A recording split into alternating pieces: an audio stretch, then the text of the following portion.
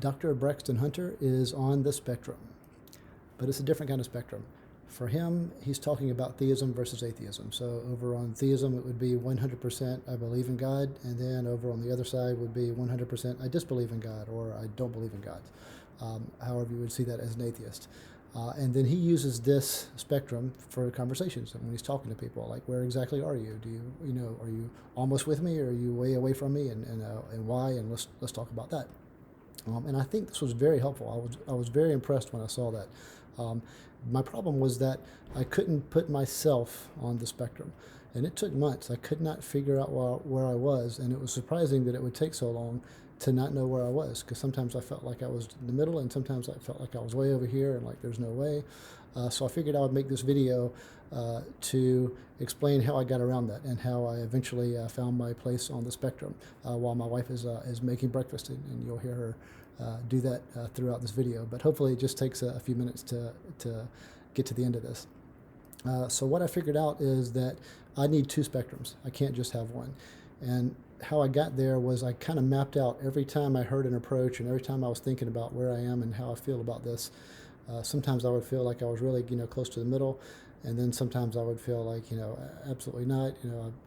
I feel like I'm almost sure that it's not true. So I would map out when and where and why I would feel that. And so what I realized was that the arguments about fine-tuning or complexity and things like that, that's what made me think there could be something. But then when it came to specific religions, that's when I would become more and more convinced that the religion in question, or the religion under discussion, was not true. So I came up with two spectrums. So the bottom spectrum would be, is there something behind all this amazing stuff? Is there some sort of supernatural element that's behind all this? And for that, I could easily see why somebody would say yes. So I'm kind of somewhere in the middle. And then the next spectrum above that would be, is the supernatural elements or the supernatural elements of your religion made up? And for me, I'm in the high 90s with that.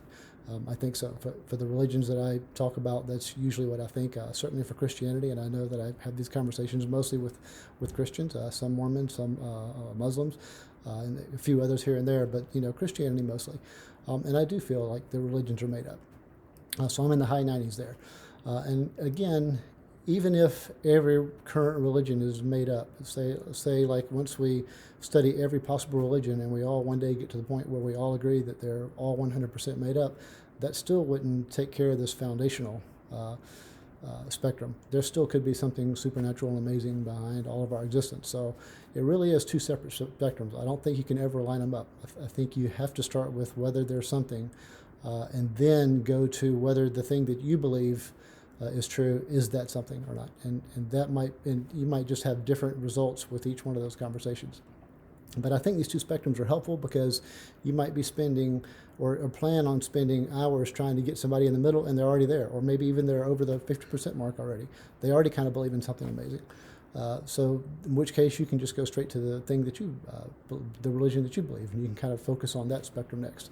So I think that there has to be two spectrums. At least that's how it is with me. I could be wrong, but I wanted to throw that out there just to add to the discussion. Thank you.